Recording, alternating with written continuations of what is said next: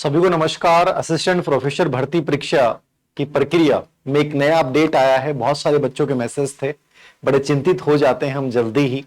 कि सर क्या होगा। अभी एग्जाम डेट अक्टूबर की प्रस्तावित थी और एक टेक्निकल प्रॉब्लम की वजह से ये अक्टूबर में नहीं हो पाई,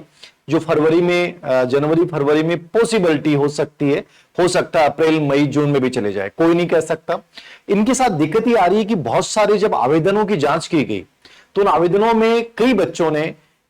एक ने 10 विषय में भर दिया, एक ने 15 में भर दिया, कुछ बच्चों ने 24 विषयों में असिस्टेंट प्रोफेसर भर्ती परीक्षा के लिए आवेदन कर दिया। अब एक बच्चा 24 विषय में एलिजिबल नहीं हो सकता। उन बच्चों की वजह से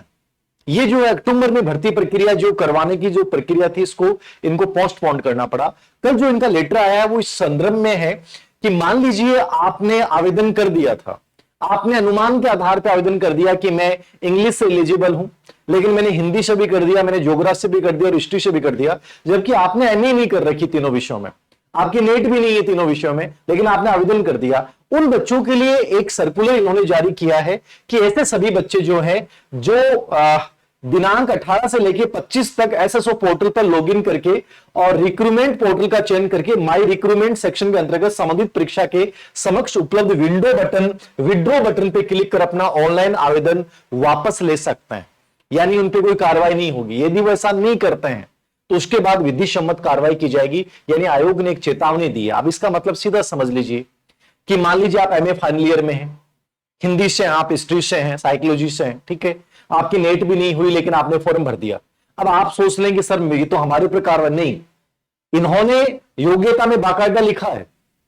कि बच्चा साक्षात्कार से पहले उसको ये न्यूनतम योग्यताएं अर्जित करनी होंगी। लेकिन मान लीजिए आप उस विषय से कर रहे हैं, दूसरे विषय से अभी आपने फॉर्म भर दिया, उस विषय में आपका ना तो एमए फाइनल ईयर है,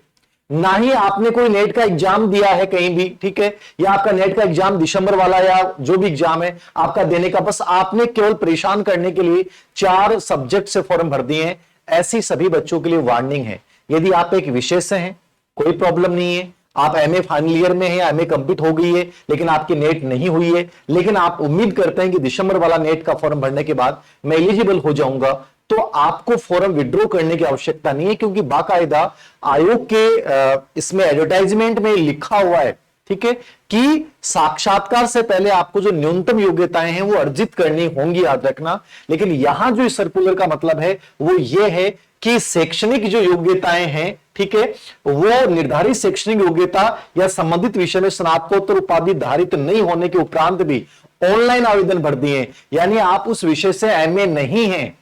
लेकिन आपने 5 अन्य विषयों से भी भर दिया है, जबकि उसमें संभावना भी नहीं कि आपकी एमए हो जाएगी। ऐसे बच्चों को अपने फॉर्म विड्रॉ करने हैं जिनकी एक विषय में है और उन्होंने एमए कर रखा है, मान लीजिए 2 विषय में है और उसमें उन्होंने एमए कर रखा है, 3 विषय में भी है और एमए भी कर रखा है, तो उनको तनाव लेने की आवश्यकता नहीं है। तो उनके लिए इंफॉर्मेशन है, एग्जाम कब होगी असिस्टेंट प्रोफेसर की ये कोई नहीं जानता। नई सरकार बनने के बाद जनवरी फरवरी में क्या स्थितियां रहती हैं, आयोग करवा पाता है कि नहीं करवा पाता है, देखना होगा। हो सकता है कि अप्रैल के बाद बोर्ड परीक्षाएं वगैरह समाप्त होने के बाद भी ये एग्जाम हो सकती है। तो जब तक है आप आराम से अपनी तैयारी को कंटिन्यू रखिए, जो होगा वो बेहतर होगा। Thank you very much.